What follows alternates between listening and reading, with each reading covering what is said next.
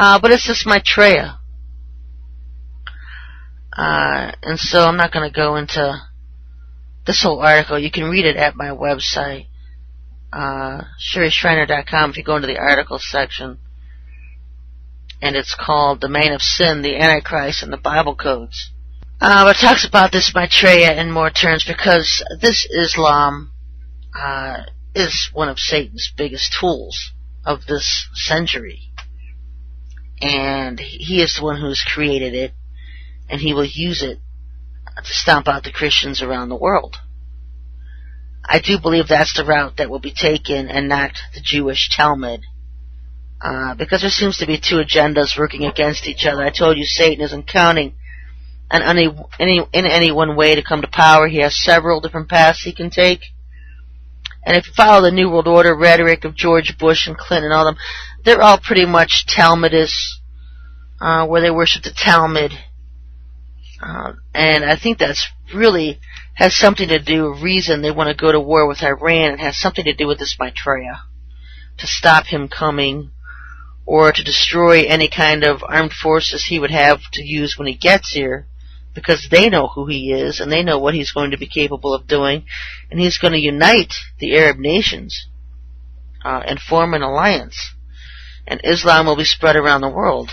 And so I've seen a lot of spiritual visions of the savagery of what this Islam will do.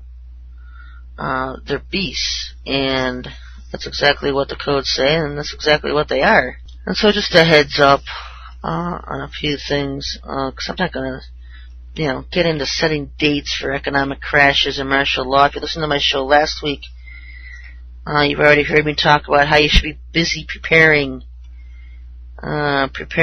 stocking up on food,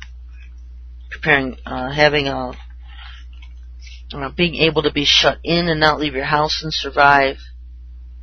If you have any questions for the show, you can send them at SherryTalkRadio@yahoo.com. I'll spend some time answering some questions tonight, because I didn't really have a whole lot I was going to go into other than just the earth being tilted forward and then upside down backward like the Lord showed me. Always just water, and when he says not to listen to anything, it's almost like he's just going to interrupt everybody's plans, whatever they're harping on and hyping on and conditioning the public for. The Lord's always going to throw in his wrenches. Question from a reader, urgent question for the show.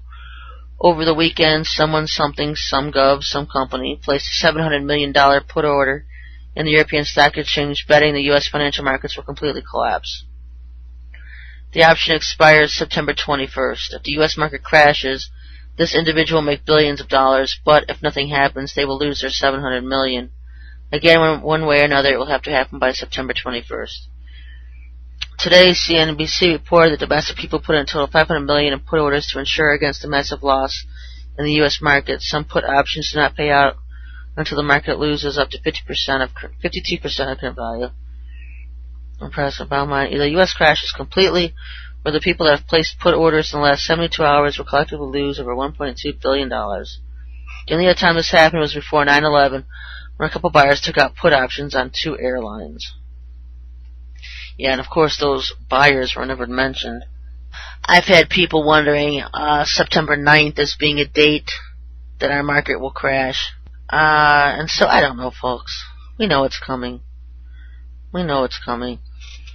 That's why better to stock up now while there's food on the shelves than when there is no food on the shelves, so you can't get money from the banks because they're closed. Don't keep your money in banks, folks. Hi there, Sherry. Hope this mail finds you well. I was wondering if you could point me to any article or info on star and indigo children. Is the basic thing that the stars are good and indigo is bad. By the way, Hans Heroes, the new TV series.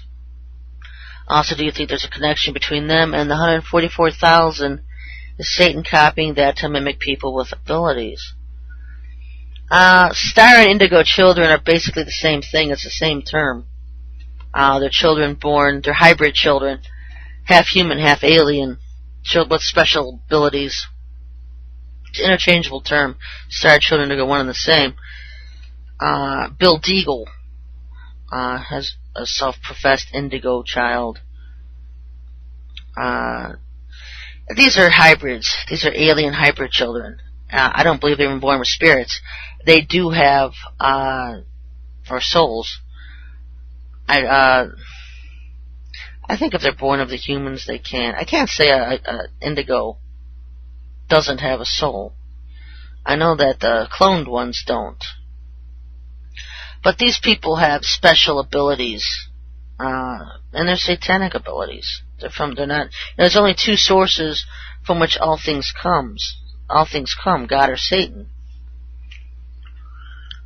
I think the whole thing about heroes and shows like that, which I haven't watched, other than just seeing previews for them, and conditioning people of this whole thing that's rising, because they're mingling with the seed of men, just as Daniel prophesied, humans and aliens, and they've been abducting women for 60, 70 years, impregnating them, building their own races, and these are part of Satan's armies to come. You know, he's cloning people, he's abducting and impregnating and having these hybrids created. That's why we have so many underground bases. I do think they can choose the Lord.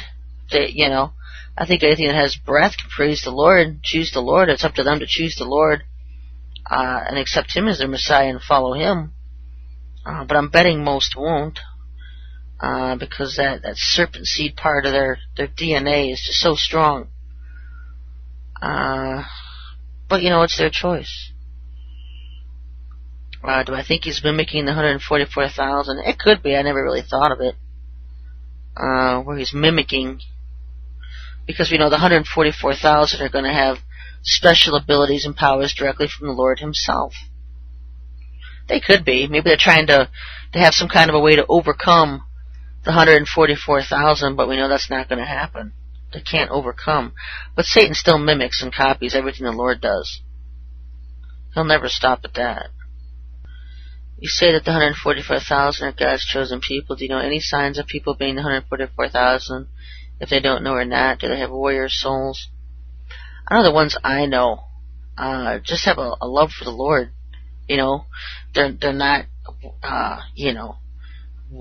warriors as in warriors for the Lord. Not the kind that are going to pick up a gun and go on a shooting rampage unless the Lord told them to. I know I certainly wouldn't be too good with a gun. They love the Lord. That's the common bond between the 144,000 and how you can tell who they are, is they just have a sincere love for the Lord, and they're not tied up in religions of today, because the 144,000 are found without guile. They're not drowning in apostasies, because they're in communion with the Lord, and He has led them out of the apostasies they're in. And so they're found without guile. They're not part of the witchcrafts of today. They're not part of these apostasies and these religions and these churches that are just drowning in apostasies. Dear Sherry, I've always wondered what happened to the people who were allegedly on the flight that hit the Pentagon. Obviously no plane hit the buildings. What happened to the missing people who were on the flight? What are your thoughts on this? You know what, I heard years ago when that happened, that there was a mass influx of people being processed at Gitmo in Cuba, Guantanamo base there, and that children were seen. And we know that supposedly on one of these planes there was a classroom, there was a children on this plane going on a school trip. And I never heard anything back on that. And I've never heard it again. And so I'm not sure. I'm not, well, I know it will probably never be made known public. All of these people on all these flights are probably boarded on one. I know some people believe they were just drowned in the Atlantic somewhere. But I'll never forget that. Someone stating that they had seen